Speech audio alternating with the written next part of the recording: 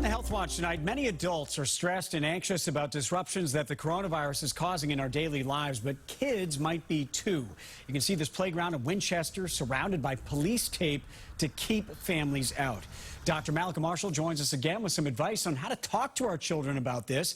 Doctor, first you say the worst thing you can do is to just avoid talking about it. Right, because that might be what your inclination is, right? Just don't talk about it. But chances are your kids have heard something, and you want to make sure that they get accurate information. So, first of all, try to stay calm yourself, because kids are really good at reading your body language and nonverbal cues. So make sure you bring it up. And do you start by asking them what they already know? Yes, that's a good idea because they've probably heard something from the conversations at home or from their friends. So find out what they know, and then you want to correct any misinformation. Fill in the gaps where you can.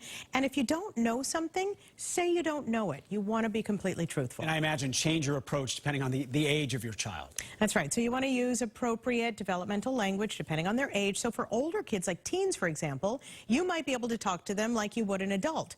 But for younger kids, you want to speak in clear, simple language that they can understand. So for example, you might say something like, honey, there's a bad germ that's making some people really sick, not kids so much, but we all have to do what we can to protect our friends and neighbors, which is why you can't go to school right now, and we can't do play dates or go to the playground, but we can do fun things at home, and you can play outside and even ride your bike. And you want to tell them what your family is doing to stay safe. So you want to say we're washing our hands frequently, we're avoiding being in big crowds, mommy and daddy are working from home, and you also want to avoid stigmatizing others or suggesting that certain ethnic groups are responsible for the pandemic. And coronavirus coverage, of course, all over the news right now. Do you limit the exposure? Absolutely, both online and on television, which can lead to anxiety. And tell them that they may hear or see things online or from friends that just aren't true.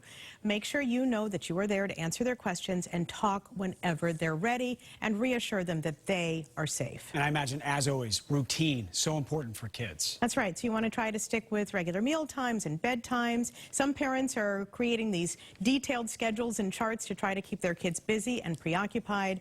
We know it's a trying time for everyone. I have 3 kids. Trying to keep them busy is a challenge, but we can do it. Good advice as always, Doctor. Thank you very much.